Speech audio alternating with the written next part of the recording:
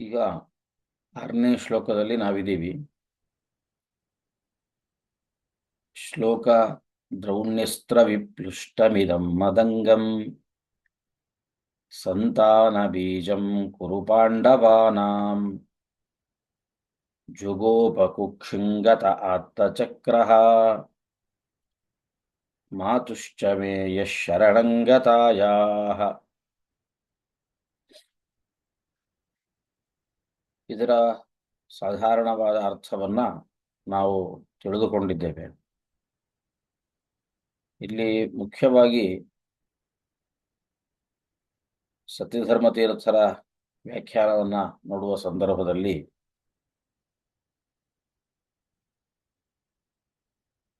ಪರೀಕ್ಷಿತ್ ಮಹಾರಾಜ ತನ್ನ ಸಾಕ್ಷಾತ್ ತಾನು ಏನನ್ನ ಅನುಭವಿಸಿದ್ದಾನೆ, ಭಗವಂತನ ಮಹಿಮೆಯನ್ನ, ಅದನ್ನ ಹೇಳಿ ಇನ್ನಷ್ಟು ಆ ಭಗವಂತನ ಕಥೆಗಳನ್ನ, ಕೃಷ್ಣನ ಕಥೆಗಳನ್ನ ಹೇಳಿ ಅಂತ ಕೇಳ್ತಾ ಇದ್ದ. ಏನಂಥದ್ದಾಗಿತ್ತು? ನನ್ನ ತಾಯಿ ಮಾತುಶ್ಚ ಮೇ ಯಃ ಶರಣಂ ಗತಾಯಾಹ, ಮೇ ಮಾತುಹು, ನನ್ನ ತಾಯಿ ಆಗಿರತಕ್ಕಂತಹ ಉತ್ತರಾದೇವಿ, ಶರಣಂ ಗತಾಯಾಹ, ಅವನನ್ನ ಶ್ರೀಕೃಷ್ಣ ಪರಮಾತ್ಮನನ್ನ ಶರಣು ಹೊಂದಿದ್ದಾಳೆ. ಆವಾಗ ಭಗವಂತ ಕುಕ್ಷಿಂಗತಃ, ಅಂದ್ರೆ ಕುಕ್ಷಿ ಅಂದ್ರೆ ಹೊಟ್ಟೆ, ಹೊಟ್ಟೆಯನ್ನ ತಾನು ಪ್ರವೇಶ ಮಾಡಿದವನಾಗಿ, ಆತ್ತಚಕ್ರ, ಚಕ್ರಾಯುಧವನ್ನ ಧಾರಣೆಯನ್ನ ಮಾಡಿ, ಜುಗೋಪ, ನನ್ನನ್ನು ರಕ್ಷಿಸಿದ್ದಾನೆ ಅಥವಾ ನನ್ನ ಶರೀರವನ್ನು ರಕ್ಷಣೆ ಮಾಡಿದ್ದಾನೆ. ಅದು ಎಂಥದ್ದಾಗಿತ್ತು ಅಂತಂದ್ರೆ ಕುರುಪಾಂಡವಾನಾಂ ಸಂತಾನ ಬೀಜಂ. ಕೌರವರು ಅಂದ್ರೆ ದುರ್ಯೋಧನಾದಿಗಳು, ಪಾಂಡವರು ಅಂತಂದ್ರೆ ಧರ್ಮರಾಜನೇ ಮೊದಲಾಗಿರತಕ್ಕಂಥವ್ರು, ಇವರಿಬ್ಬರಿಗೂ ಕೂಡ ಒಂದೇ ಒಂದು ಸಂತಾನ ಮುಂದೆ ವಂಶಾಭಿವೃದ್ಧಿಗೆ ಕಾರಣವಾಗಿರತಕ್ಕಂತಹದ್ದು ಅಂದ್ರೆ ಈ ಗರ್ಭದಲ್ಲಿ, ಉತ್ತರಾದೇವಿಯ ಗರ್ಭದಲ್ಲಿರತಕ್ಕಂತಹ ಪರೀಕ್ಷಿತ್ ಮಹಾರಾಜನ ಶರೀರ ಮಾತ್ರ. ಅಂತಹ ಶರೀರಕ್ಕೂ ಆಪತ್ತು ಬಂದ ಸಂದರ್ಭದಲ್ಲಿ ಉದರವನ್ನ ಪ್ರವೇಶವನ್ನ ಮಾಡಿ ಸುದರ್ಶನ ಚಕ್ರವನ್ನ ಹಿಡಿದು ಅದನ್ನ ರಕ್ಷಣೆ ಮಾಡಿದ್ದಾನೆ ಅಂತ ಹೇಳಿದ್ರು. ಸರಿ, ಏನು ಕಷ್ಟ ಬಂದಿತ್ತು? ಯಾಕೆ ನಿನ್ನ ತಾಯಿ ಹೋಗಿ ಕೃಷ್ಣನನ್ನ ಶರಣು ಹೊಂದಿದ್ದಾಳೆ ಅಂತ ಕೇಳಿದ್ರೆ ಅದಕ್ಕೆ ಉತ್ತರ ಕೊಟ್ಟರು, ದ್ರೌಣ್ಯಸ್ತ್ರ ವಿಪ್ಲುಷ್ಟಮಿದಂ ಮದಂಗಂ. ದ್ರೌಣಿ ಅಂದ್ರೆ ಅಶ್ವತ್ಥಾಮಾಚಾರ್ಯರು, ಅವರು ಅಸ್ತ್ರವನ್ನ ಪ್ರಯೋಗ ಮಾಡಿದ್ದಾರೆ. ಅದೇನು ಸಾಧಾರಣವಾದ ಅಸ್ತ್ರ ಆಗಿರಲಿಲ್ಲ, ಬ್ರಹ್ಮಾಸ್ತ್ರವನ್ನ ಪ್ರಯೋಗವನ್ನ ಮಾಡಿದ್ದಾರೆ. ಅವರೊಂದು ಸಂಕಲ್ಪವನ್ನ ಮಾಡಿದ್ರು, ನಿರ್ವಂಶಂ ಕರಿಷ್ಯೆ ಪಾಂಡವ ಕುಲಂ, ಪಾಂಡವರ ವಂಶವನ್ನ ನಿರ್ವಂಶ ಮಾಡ್ತೇನೆ ಅಂತ ಸಂಕಲ್ಪವನ್ನ ಮಾಡಿದ್ರು. ಅಂತಹ ಅಶ್ವತ್ಥಾಮಾಚಾರ್ಯರು ಪ್ರಯೋಗ ಮಾಡಿರತಕ್ಕಂಥ ಬ್ರಹ್ಮಾಸ್ತ್ರದಿಂದ ವಿಪ್ಲುಷ್ಟಂ ಮದಂಗಂ. ವಿಪ್ಲುಷ್ಟಂ ಅಂತಂದ್ರೆ ಸುಟ್ಟು ಹೋಗ್ತಾ ಇರತಕ್ಕಂಥ, ಬ್ರಹ್ಮಾಸ್ತ್ರದ ಪ್ರಭಾವದಿಂದ ಸುಟ್ಟು ಹೋಗ್ತಾ ಇರತಕ್ಕಂತಹ ದೇಹ.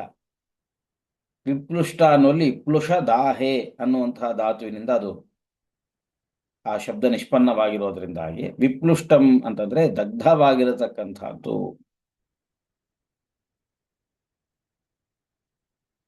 ಇದಿಷ್ಟೆಲ್ಲ ಸ್ಮರಣೆ ಮಾಡಿಕೊಂಡು ಪರೀಕ್ಷಿತ್ ರಾಜ ಹೇಳ್ತಾ ಇದ್ದಾರೆ,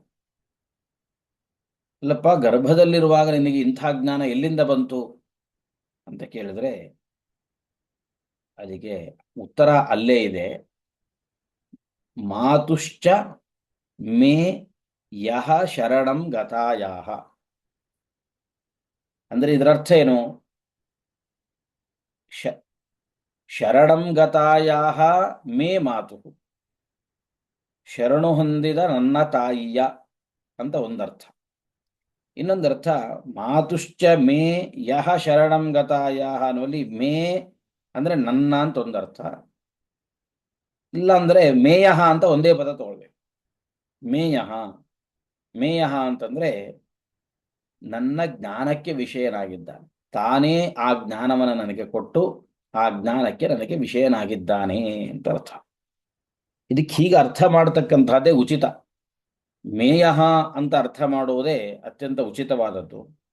ಯಾಕೆಂದ್ರೆ ಪರೀಕ್ಷಿನ್ ಮಹಾರಾಜನಿಗೊಬ್ಬನಿಗೆ ಆ ಗರ್ಭದಲ್ಲಿ ಆ ಥರದ ಜ್ಞಾನ ಹೇಗಿತ್ತು ಯಾಕಿತ್ತು ಅನ್ನುವಂತಹ ಪ್ರಶ್ನೆಗೆ ಉತ್ತರ ಇಲ್ಲ. ಅದಕ್ಕೆ ಮೇಯ, ಅವನು ನನಗೆ ಜ್ಞಾನವನ್ನು ಕೊಟ್ಟು ನನ್ನ ಜ್ಞಾನಕ್ಕೆ ತಾನು ವಿಷಯನಾಗಿದ್ದ, ಅವನೇ ಕೊಟ್ಟ ಜ್ಞಾನ ನನ್ನಲ್ಲಿ ಇತ್ತಾದ್ರಿಂದಾಗಿ ನನಗೆ ಇವತ್ತಿಗೂ ಕೂಡ ಅದು ನೆನಪಿದೆ ಅಂತ ಬಂತು. ಇನ್ನೊಂದು, ಮಾತುಹು ಶರಣಂ ಗತಾಯಾಹ ಅಂತ ಹೇಳಿದ್ರೂ ಅದರ ಅರ್ಥ ಏನು? ನನ್ನ ತಾಯಿ ಶರಣು ಹೊಂದಿದಾಗ ಅಂತ ಅರ್ಥ. ಅಮ್ಮನೇ ಹೇಳಿದ್ದೇನೆ ಅಂತ ಹೇಳ್ತೀವಿ, ಅಮ್ಮ ಹೇಳಿದ್ದಾರೆ. ಅಮ್ಮ ಅಂದ್ರೆ ಏನು? ಯಾವ ವ್ಯಕ್ತಿ ಅಮ್ಮ ಅನ್ನೋ ಶಬ್ದವನ್ನು ಉಚ್ಚಾರಣೆ ಮಾಡ್ತಿದ್ದಾನೋ ಅವನ ತಾಯಿ ಅಂತಲೇ ಅರ್ಥ. ಪ್ರತ್ಯೇಕವಾಗಿ ನನ್ನ ತಾಯಿ ಅಂತ ಹೇಳೋ ಕೆಲಸ ಇಲ್ಲ. ಮಾತುಹು ಅಂತ ಹೇಳಿದ್ರೇನೆ ಸ್ವಮಾತುಹು ಅಂತ ಅರ್ಥ ಆಗ್ಬಿಡುತ್ತೆ. ಮದಂಗಂ ಮಾತುಹು ಇತ್ಯೇವೋಕ್ತೌ ಸ್ವಮಾತುಹು ಇತಿ ಅರ್ಥ ಸಂಭ್ರಮೆ. ತಾಯಿ ಅಮ್ಮ ಶರಣು ಹೊಂದಿದ್ಲು ಅಂದ್ರೆ ಅದರರ್ಥ ನಮ್ಮಮ್ಮ ಶರಣು ಹೊಂದಿದ್ಲು ಅಂತಲೇ ಅರ್ಥ. ಮತ್ತೆ ಮೇ ಮಾತುಹು ನನ್ನ ತಾಯಿ ಅಂತ ಹೇಳೋ ಕೆಲಸ ಇಲ್ಲ. ಅದರಿಂದ ಮೇ ಅನ್ನುವಂತಹ ಶಬ್ದ ಭಾಗವತದಲ್ಲಿ ವ್ಯರ್ಥವಾಗಿ ಬಳಸಿದ್ದಾರಲ್ವಾ ಅನ್ನೋ ಪ್ರಶ್ನೆ ಬಂದ್ಬಿಡುತ್ತೆ. ಹಾಗೆ ಭಾಗವತದಲ್ಲಿ ಒಂದು ಅಕ್ಷರವೂ ಕೂಡ ವ್ಯರ್ಥವಾಗಿ ಬಳಸಿದ್ದು ಅಂತಿಲ್ಲ. ಯಾಕೆಂದ್ರೆ ಇದು ಸಾಧಾರಣವಾಗಿರತಕ್ಕಂತಹ ಪುರಾಣ ಅಲ್ಲ. ಇದು ಭಾಗವತ ಅಂತಂದ್ರೆ ಪುರಾಣಂ ಬ್ರಹ್ಮ ಸಂಹಿತಂ ಅಂದಿದ್ದಾರೆ, ವೇದಕ್ಕೆ ಸಮಾನವಾಗಿರತಕ್ಕಂಥದ್ದು. ಹೇಗೆ ವೇದದಲ್ಲಿ ಯಾವ ಅಕ್ಷರವೂ ವ್ಯರ್ಥ ಅಲ್ಲ, ಯಾವ ಸ್ವರ ವ್ಯರ್ಥ ಅಲ್ಲ, ಅದರಂತೆ ಶ್ರೀಮದ್ ಭಾಗವತ ಮಹಾಪುರಾಣದಲ್ಲಿಯೂ ಕೂಡ ಒಂದೇ ಒಂದು ಅಕ್ಷರ ವ್ಯರ್ಥ ಆಗ್ಲಿಕ್ಕೆ ಸಾಧ್ಯ ಇಲ್ಲ. ಅದರಿಂದ ಮೇ ಮಾತುಹು ಅಂತ ಅನ್ವಯ ಮಾಡೋದಕ್ಕಿಂತ ಹೆಚ್ಚಾಗಿ ಯಾವುದು ಸೂಕ್ತವಾಗಿರತಕ್ಕಂಥದ್ದು ಅಂದ್ರೆ ಮೇಯಃ ಅಂತ ಅಂದ್ರೆ ನನ್ನ ಜ್ಞಾನಕ್ಕೆ ವಿಷಯನಾದವನು ಅನ್ನುವಂಥ ಅರ್ಥ, ಅದು ಅತ್ಯಂತ ಸೂಕ್ತವಾಗಿರತಕ್ಕಂಥದ್ದು ಅಂತ ಅನಿಸಿಕೊಳ್ಳುತ್ತೆ. ಮತ್ತೆ ಅಲ್ಲಿ ನೋಡಿ, ಅದಕ್ಕೆ ಹೇಳಿದ್ದು ಮಾತುಶ್ಚ ಮೇಯಃ ಶರಣಂಗತಾಯ. ಮಾತುಶ್ಚ ಅಂತಿದೆ, ಚಕಾರವನ್ನು ಬಳಸಿದ್ದಾರೆ. ನನ್ನ ತಾಯಿಯೂ ಶರಣು ಹೊಂದಿದ್ದಾಳೆ. ಚ ಶಬ್ದಕ್ಕೆ ನನ್ನ ತಾಯಿಯೂ ಶರಣು, ಮತ್ತಿನ್ನೇನಾಗಿತ್ತು? ತಾಯಿ ಮಾತ್ರ ತಾನೇ ಶರಣು ಹೊಂದಿದ್ದು, ಇನ್ನೇನೇನಾಗಿತ್ತು? ಅಲ್ಲಿ ಚಕಾರವನ್ನು ಯಾಕೆ ಬಳಸಿದ್ದಾರೆ ಅಂದ್ರೆ ನಾವು ಮಹಾಭಾರತದಿಂದಲೂ ಕೂಡ ಕೆಲವು ಅಂಶಗಳನ್ನು ಸೇರಿಸ್ಕೋಬೇಕು ಅನ್ನೋದನ್ನ ಸೂಚನೆ ಮಾಡುವುದಕ್ಕೋಸ್ಕರವಾಗಿ ಚ ಅನ್ನುವಂತಹ ಶಬ್ದವನ್ನ ಬಳಸಿದ್ದಾರೆ. ಚ ಶಬ್ದದಿಂದ ನಮ್ಗೇನು ಗೊತ್ತಾಗುತ್ತೆ ಅಂತಂದ್ರೆ ಭಗವಂತ ಉತ್ತರಾದೇವಿ ಬಂದು ತನ್ನನ್ನ ಶರಣು ಹೊಂದಿದ್ದಾಳೆ, ರಕ್ಷಣೆ ಮಾಡಿದ್ದಾನೆ. ಬರೀ ಅಷ್ಟಕ್ಕೆ ಮಾತ್ರ ಅಲ್ಲ.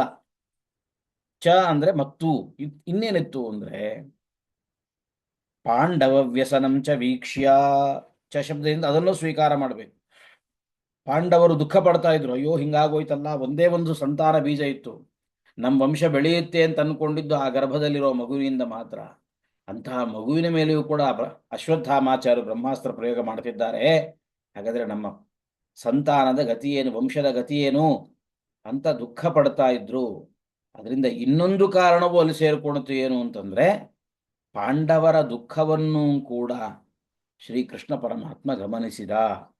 ಆ ಕಾರಣದಿಂದ ಆ ಗರ್ಭದಲ್ಲಿರುವಂತಹ ಮಗುವನ್ನ ರಕ್ಷಣೆ ಮಾಡಲಿಕ್ಕೆ ಮುಂದಾದ. ಇದು ಚ ಅನ್ನುವಂತಹ ಶಬ್ದದ ಅರ್ಥ. ಇನ್ನೊಂದು ಅರ್ಥ ಚ ಶಬ್ದದ ಅರ್ಥ ಇದೆ, ಗ್ರಾಹ್ಯಂಚ ಕುಂತ್ಯಾದಿ ಪ್ರಾರ್ಥನಂಚ. ಕುಂತಿದೇವಿ ಬಂದು ಪ್ರಾರ್ಥನೆ ಮಾಡಿದ್ಲು, ತನ್ನ ಅತ್ತೆ ಸೋದರತ್ತೆಯೂ ಕೂಡ ಬಂದು ಪ್ರಾರ್ಥನೆ ಮಾಡಿದ್ದಾಳೆ. ಹೀಗಾಗಿ ಸೋದರತ್ತೆಯ ಪ್ರಾರ್ಥನೆ, ಪಾಂಡವರ ದುಃಖ, ಇವೆಲ್ಲವನ್ನು ಕೂಡ ಮಾತುಶ್ಚ ಅನ್ನಲಿರ್ತಕ್ಕಂಥ ಚ ಶಬ್ದವು ನಮಗೆ ತಿಳಿಸಿಕೊಡ್ತಾ ಇದೆ. ಇದನ್ನ ತೇಷಾಂ ವ್ಯಸನಂ ವೀಕ್ಷ ಇತ್ಯಾದಿ ಮಹಾಭಾರತದ ವಾಕ್ಯಗಳಿಂದ ತತಃ ಕೃಷ್ಣಂ ಸಮಾಸಾದ್ಯ ಕುಂತಿಭೋಜ ಸುತಾ ತದಾ ಪ್ರೋವಾಚ ಇತ್ಯಾದಿಯಾಗಿ ಆರಂಭ ಮಾಡಿಕೊಂಡು ಹೇಳಿದ್ದಾರೆ. ಪ್ರಪನ್ನಾಂ ಇಯಂಚ ದಯಾಂ ಕರ್ತು ಮಿಹಾರ್ಹಸಿ ಇತ್ಯಾದಿ ವಾಕ್ಯಗಳಿಂದ ಆ ಕುಂತಿದೇವಿ ಒಂದು ಪ್ರಾರ್ಥನೆಯನ್ನು ಮಾಡಿರತಕ್ಕಂತಹ ಪ್ರಸಂಗಗಳನ್ನು ಕೂಡ ಎಲ್ಲ ಸೇರಿಸಿಕೊಂಡು ನಾವು ಭಾಗವತವನ್ನು ಅರ್ಥ ಮಾಡ್ಕೋಬೇಕು ಅನ್ನೋದನ್ನು ತಿಳಿಸುವುದಕ್ಕೋಸ್ಕರವಾಗಿ ಅಲ್ಲಿ ಚ ಅನ್ನುವಂತಹ ಶಬ್ದವನ್ನು ಬಳಸಿದ್ದಾರೆ. ಹಾಗಾದರೆ ಎಷ್ಟು ವಿಚಾರ ಮಾಡಬೇಕು ಶ್ರೀಮದ್ ಭಾಗವತ ಪುರಾಣವನ್ನು ಅಧ್ಯಯನ ಮಾಡುವಾಗ ಅಲ್ಲಿರತಕ್ಕಂತಹ ಚ ಶಬ್ದ, ತೂ ಶಬ್ದ, ಅಪಿ ಶಬ್ದ ಇವೆಲ್ಲ ಯಾವ ಒಂದೊಂದು ಅಕ್ಷರವೂ ಕೂಡ ಏನೋ ಸುಮ್ಮನೆ ಪಾದಪೂರಣೆ ಮಾಡಲಿಕ್ಕೋಸ್ಕರವೋ ಶ್ಲೋಕವನ್ನು ತುಂಬಿಸ್ಲಿಕ್ಕೋಸ್ಕರವೋ ಬಳಸಿದ್ದಲ್ಲ. ಪ್ರತಿಯೊಂದಕ್ಕೂ ಕೂಡ ವಿಶೇಷವಾಗಿರತಕ್ಕಂಥ ಅರ್ಥ ಇದೆ ಅನ್ನೋದನ್ನು ನಾವು ತಿಳ್ಕೋಬೇಕು. ಇಲ್ಲಿ ಇನ್ನೊಂದು ವಿಷಯ ಏನು ಅಂತಂದ್ರೆ, ಈ ಶ್ಲೋಕವನ್ನು ನೋಡುವಾಗ ಜುಗೋಪ ಕುಕ್ಷಿಂ ಗತ ಆತ್ತಚಕ್ರ ಅಂತಿದೆ. ಉದರವನ್ನ ಪ್ರವೇಶ ಮಾಡಿ ಆತ್ತಚಕ್ರ. ಆತ್ತಚಕ್ರ ಅಂದ್ರೇನು? ಭಗವಂತ ಸುದರ್ಶನ ಚಕ್ರವನ್ನ ಧರಿಸಿದವನಾಗಿ ಅಂತ ಅರ್ಥ. ಆದರೆ ಭಾಗವತದಲ್ಲಿಯೇನೆ ಒಂದು ಸಂದರ್ಭದಲ್ಲಿ ಹೀಗೆ ಹೇಳಿದ್ದಾರೆ. ಏನು ಅಂದರೆ, ಇಲ್ಲಿ ಮುಂದೆ ನಾವು ನೋಡೋದಂತಾದರೆ, ಮಾತುರು ಗರ್ಭಗತೋ ವೀರ ಸತತ ಭೃಗುನಂದನ ದದರ್ಶ ಪುರುಷಂ ಕಿಂಚಿತ್ ದಕ್ಷ್ಯಮಾನೋಸ್ತ್ರ ತೇಜಸ ಅಂಗುಷ್ಠ ಮಾತ್ರಮಮಲಂ ಸ್ಫುರಟಮೌಲಿನಂ ಆಪೀಚ್ಯ ದರ್ಶನಂ ಶ್ಯಾಮಂ ತಟಿದ್ವಾಸ ಸಮಚ್ಯುತಂ ಕ್ಷತಜಾಕ್ಷಂ ಗದಾಪಾಣಿಂ ಆತ್ಮನಃ ಅಂತ ಹೇಳಿದ. ತನ್ನ ಎದುರುಗಡೆ ಒಂದು ಪುರುಷಂ ಕಂಚಿತ್ ದದರ್ಶ, ಆ ಗರ್ಭದಲ್ಲಿರುವಂತಹ ಮಗು ನೋಡಿದ್ನಂತೆ. ಒಬ್ಬ ವ್ಯಕ್ತಿಯನ್ನು ನೋಡಿದ್ದಾನೆ, ಒಬ್ಬ ಮಹಾಪುರುಷನನ್ನು ನೋಡಿದ್ದಾನೆ. ಅವನು ಹೇಗಿದ್ದಾನೆ ಅಂತ ಅವನನ್ನು ವರ್ಣನೆ ಮಾಡ್ತಾ ಅಲ್ಲಿ ಹೇಳ್ತಾರೆ, ಗದಾಪಾಣಿಂ, ಅವನು ಗದೆಯನ್ನ ಧಾರಣೆ ಮಾಡಿದ್ದ, ಅಂತಹವನನ್ನ ನೋಡಿದ. ಅದೇ ಥರ ಮತ್ತೊಂದು ಸಂದರ್ಭದಲ್ಲಿ ಪರಿಭ್ರಮಂತಮುಲ್ಕಾಭಂ ಭ್ರಾಮಯಂತಂ ಗದಾಮುಹು,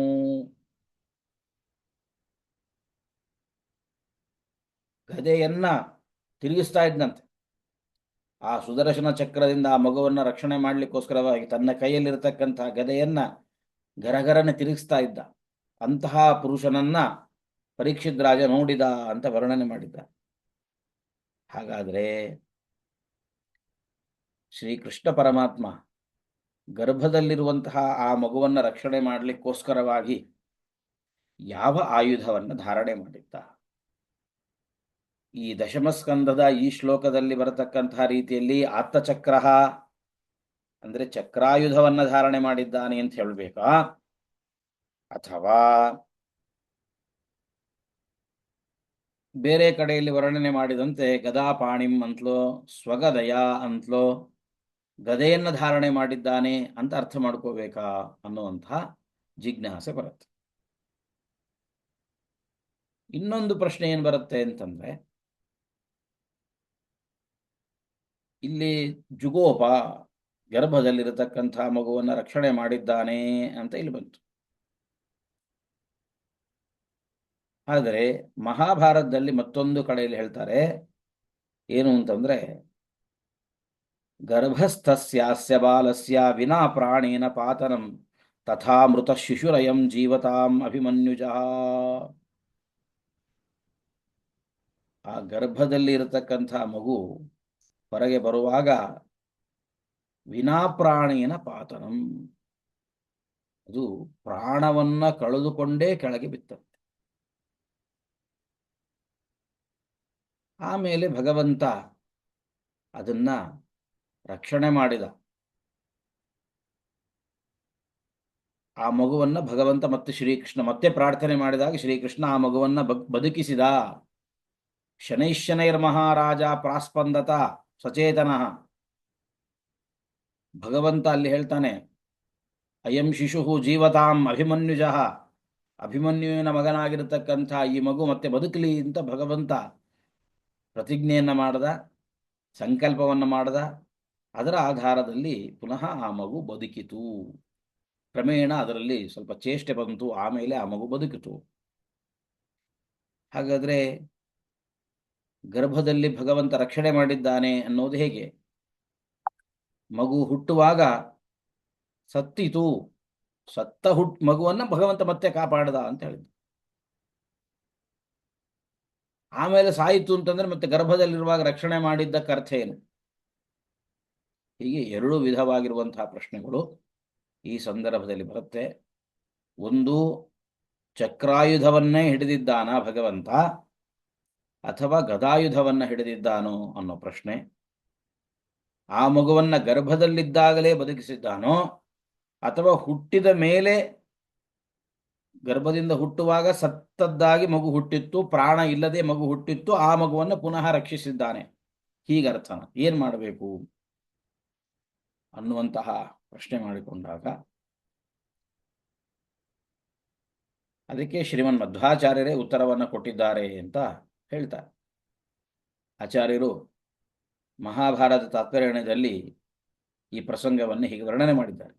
ಪ್ರವಿವೇಶ ಪುರಂ ಕೃಷ್ಣ ತದಾ ಸೂತೋತ್ತರಾ ಸುತಂ ದ್ರೌಣ್ಯಸ್ತ್ರ ಸೂದಿತಂ ಬಾಲಂ ದೃಷ್ಟ್ವಾ ಕುಂತ್ಯಾಧಿಕಾ ಸ್ತ್ರಿಯಃ ಶರಣ್ಯಂ ಶರಣಂ ಜಗ್ಮುರ್ವಾಸುದೇವಂ ಜಗತ್ಪತಿಂ ಪ್ರತ್ಯಕ್ಷಂ ಆತ್ಮನಾಭೇಂತಹ ರಕ್ಷಿತಂ ಪ್ರಸವೇ ಹತಂ ಪುನರುಜ್ಜೀವಯಾಮಾಸ ಕೇಶವ ಪಾರ್ಥತಂತವೇ ಅಂತ ಶ್ರೀಮದ್ ಆಚಾರ್ಯ ಎರಡೂ ಪ್ರಸಂಗಗಳನ್ನು ಸೇರಿಸಿಕೊಂಡು ಉತ್ತರವನ್ನು ಕೊಟ್ಟಿದ್ದಾರೆ. ಗರ್ಭದಲ್ಲಿರುವಾಗ ಮಗುವನ್ನು ಕಾಪಾಡಿದ್ದಾನೋ ಅಥವಾ ಗರ್ಭದಿಂದ ಬರುವಾಗ ಸತ್ತು ಬಿದ್ದ ಆ ಮಗುವನ್ನು ಪುನಃ ರಕ್ಷಣೆ ಮಾಡಿದ್ದಾನೋ ಅನ್ನೋ ಪ್ರಶ್ನೆಗೆ ಶ್ರೀಮದ್ ಆಚಾರ್ಯರು ಎರಡಕ್ಕೂ ಸೇರಿಸಿ ಉತ್ತರ ಕೊಟ್ಟರು. ಭಗವಂತ ಗರ್ಭದಲ್ಲಿ ಇರುವ ತನಕವೂ ಕೂಡ ತಾನು ಅಸ್ತ್ರಧಾರಣೆಯನ್ನು ಮಾಡಿ ಆ ಗರ್ಭದಲ್ಲಿರುವ ಮಗುವಿಗೆ ಏನೂ ಆಗದೇ ಇರೋ ಥರ ಗರ್ಭದಲ್ಲಿ ಇದ್ದಾಗಲೇ ಕಾಪಾಡಿದ್ದಾನೆ. ಅದರಿಂದ ಜುಗೋಪ ಕುಕ್ಷಿಂಗತ ಆತ್ತಚಕ್ರ ಅಂತ ಇಲ್ಲಿ ಹೇಳಿದ್ದು ಗರ್ಭದಲ್ಲಿದ್ದಾಗ ಕಾಪಾಡಿದ್ದಾನೆ ಅನ್ನೋದು ಸರಿ. ಗರ್ಭದಲ್ಲಿರುವಾಗ ಅದು ಸಾಯಲಿಲ್ಲ, ಮಗು ಗರ್ಭದಲ್ಲಿರುವಾಗ ಬದುಕಿಯೇ ಇತ್ತು. ಯಾವಾಗ ಗರ್ಭದಿಂದ ಹೊರಗೆ ಬಂತೋ ಆವಾಗ ಬ್ರಹ್ಮಾಸ್ತ್ರ ತನ್ನ ಕೆಲಸವನ್ನು ಮಾಡಿಬಿಡ್ತು. ಆವಾಗ ಪುನಃ ಮತ್ತೆ ಸತ್ತು ಬಿತ್ತು, ಕೆಳಗೆ ಬಂದ ಮೇಲೆ ಮತ್ತೆ ಸತ್ತು. ಒಳಗಡೆ ಇರೋ ತನಕವೂ ಪ್ರಾಣ ಸಹಿತವಾಗಿಯೇ ಇತ್ತು. ಅದರಿಂದ ಗರ್ಭದಲ್ಲಿದ್ದಾಗ ನನ್ನನ್ನು ಕಾಪಾಡಿದ್ದಾನೆ ಅಂತ ಈ ದಶಮಸ್ಕಂದದಲ್ಲಿ ಹೇಳಿದ್ದು ಸರಿ.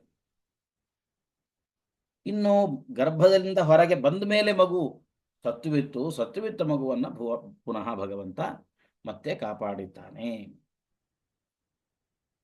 ಎರಡೂ ಅಂಶಗಳು ಕೂಡ ಸರಿಯಾಗಿರತಕ್ಕಂಥದ್ದಾದ್ರಿಂದ ಇದರಲ್ಲಿ ಯಾವುದು ಸರಿ ಅನ್ನುವಂಥ ಪ್ರಶ್ನೆ ಇಲ್ಲ. ಗರ್ಭದಲ್ಲಿದ್ದಾಗಲೇ ಕಾಪಾಡಿದ್ದಾನೆ, ಹೊರಗೆ ಬಂದ ಮೇಲೂ ಕೂಡ ಭಗವಂತ ಕಾಪಾಡಿದ್ದಾನೆ. ಹೀಗೆ ಎರಡು ಅರ್ಥಗಳನ್ನು ನಾವು ಇಟ್ಕೊಂಡು ಇದು ಶ್ರೀಮದ್ ಆಚಾರ್ಯ ಕೊಟ್ಟ ಉತ್ತರ.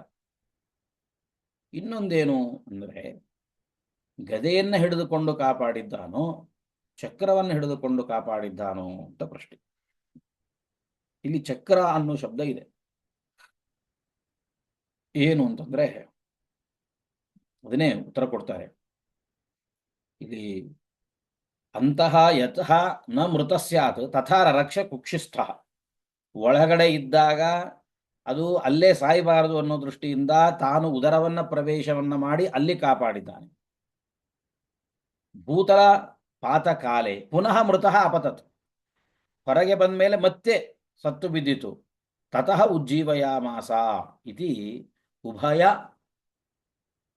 ಐಕಕಂಠ್ಯ. ಎರಡನ್ನೂ ಕೂಡ ನಾವು ಈಗ ಸದ್ಯದಲ್ಲಿ ಕೂಡಿಸ್ಬೋದು. ಇದು ಸತ್ಯಧರ್ಮರು ಹೇಳಿರ್ತಕ್ಕಂಥ ಉತ್ತರ. ಅದು ಶ್ರೀಮದ್ ಆಚಾರ್ಯರ ವಾಕ್ಯವನ್ನ ಪ್ರಮಾಣವನ್ನಾಗಿ ಕೊಟ್ಟು ನಮಗೆ ಇದನ್ನ ಮಾಡಿದ್ದಾರೆ. ಈಗೇನಾಯಿತು? ಪರಂ ಅವಶಿಷ್ಯತೆ ಗದಾ ಸುದರ್ಶನ ಗದನೆ ಕಥಂ ಇತಿ ಶಂಕಾ ಮಾತ್ರ. ಈ ಒಂದು ಶಂಕೆ ನಮಗೆ ಉಳಿಯುತ್ತೆ. ಏನಂತ? ಗದಾ ಮತ್ತು ಸುದರ್ಶನ ಇದು ಹೇಗೆ? ಇಲ್ಲಿ ನೋಡಿ ಎಷ್ಟು ಚೆನ್ನಾಗಿ ಇದು ವಾಕ್ಯ ಪ್ರಯೋಗ ಮಾಡಿದ್ದಾರೆ. ಗದಾ ಸುದರ್ಶನ ಗದನೆ ಅಂತ. ಗದಾ ಮತ್ತು ಸುದರ್ಶನ ಇವುಗಳ ಗದನ. ಏನು ಗದನ ಅಂದ್ರೆ? ಗದನಂ ಅಂದ್ರೆ ಕಥನಂ ಅಂತ ಅರ್ಥ. ಒಂದು ಕಡೆ ಗದೆ ಅಂತ ಹೇಳಿದ್ದಾರೆ, ಗದ ವ್ಯಕ್ತಾಯಾಮ್ ವಾಚಿ ಅಂತ ಒಂದು ಧಾತು. ಅದರಿಂದ ಗದನಂ ಅಂದ್ರೆ ಕಥನಂ. ಒಂದು ಕಡೆ ಗದಾ ಅಂತ ಇತಿ ಕಥನಂ ಅಸ್ತಿ, ಅನ್ಯತ್ರ ಸುದರ್ಶನಂ ಇತಿ ಕಥನಂ ಅಸ್ತಿ. ಇದು ಹೇಗೆ ಅನ್ನುವ ಈ ಶಂಕೆ ಮಾತ್ರ ನಮಗೆ, ಈ ಒಂದು ಪ್ರಶ್ನೆ ಮಾತ್ರ ನಮಗೆ ಉಳಿದುಕೊಳ್ಳುತ್ತೆ. ಅದಕ್ಕೇನು ಉತ್ತರ ಅಂತಂದ್ರೆ, ಚಕ್ರ ಅನ್ನೋ ಶಬ್ದಕ್ಕೆ ಸುದರ್ಶನ ಚಕ್ರ ಅಂತಲೇ ಅರ್ಥ ಮಾಡ್ಕೋಬೇಕಾಗಿಲ್ಲ. ಇಲ್ಲೇನು ಅಂದರೆ ಚಕ್ರ ಅನ್ನೋ ಶಬ್ದಕ್ಕೆ ಅಸ್ತ್ರ ಅಂತ ಇಷ್ಟೇ ಅರ್ಥ. ವಿಶ್ವಕೋಶದ ಆಧಾರದಲ್ಲಿ ಚಕ್ರಂ ರಾಷ್ಟ್ರಾಸ್ತ್ರಯೋರಪಿ ಅಸ್ತ್ರಂ ಪ್ರಹರಣೇಪಿ ಚ ಅಂತ ಹೀಗೆ ಚಕ್ರ ಶಬ್ದವನ್ನ ಕೇವಲ ಆಯುಧ ಅನ್ನುವಂಥ ಅರ್ಥದಲ್ಲಿ ಬಳಕೆ ಮಾಡಿದ್ದ. ಆದ್ರಿಂದ ಪ್ರಥಮ ಸ್ಕಂಧದಲ್ಲಿ ಹೇಳಿದಂತೆ ಗದಾಪಾಣಿಂ, ಅವನು ಗದೆಯನ್ನ ಒಳಗಿದ್ದಾಗ ಗದೆಯನ್ನ ಹಿಡಿದುಕೊಂಡೇ ಕಾಪಾಡಿದ್ದಾನೆ.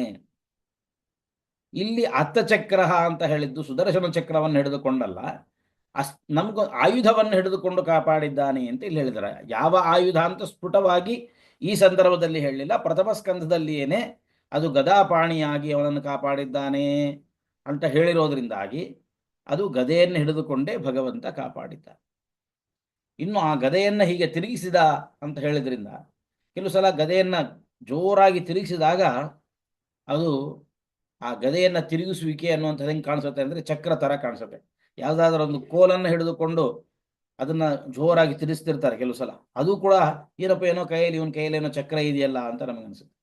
ಅದು ಸ್ಫುಟವಾಗಿ ನಮಗೆ ಯಾವಾಗ ಕಾಣಿಸುತ್ತೆ ಅಂತಂದರೆ ಈ ಆ ಕೋಲಿನ ಎರಡೂ ತುದಿಗಳಲ್ಲೂ ಕೂಡ ಕೆಲವು ಸಲ ಬೆಂಕಿ ಹಚ್ಚಿ ಹಿಂಗೆ ತಿರುಗಿಸ್ತಿರ್ತಾರೆ. ಜಾತ್ರೆಗಳಲ್ಲೆಲ್ಲ ನಾವು ಅದನ್ನು ನೋಡಿರ್ತೀವಿ. ಅದನ್ನು ಜೋರಾಗಿ ತಿರುಗಿಸಿದಾಗ ಅವನ ಕೈಯಲ್ಲಿ ಏನೋ ಒಂದು ಬೆಂಕಿ ಉಂಡಿ ತಿರುಗ್ತಾ ಇದೆ ಅಂತ ನಮಗನ್ಸುತ್ತೆ. ಹಾಗೆ ಗದೆಯನ್ನ ಜೋರಾಗಿ ಭಗವಂತ ತಿರುಗಿಸ್ತಾ ಇದ್ದಾದ್ರಿಂದ ಅದು ಸುದರ್ಶನ ಚಕ್ರ ಥರ ಕಂಡಿರಬಹುದು, ಆದರೆ ಅದು ಗದೆಯನ್ನೇ ಭಗವಂತ ಹಿಡಿದುಕೊಂಡು ಕಾಪಾಡಿದ್ದಾನೆ.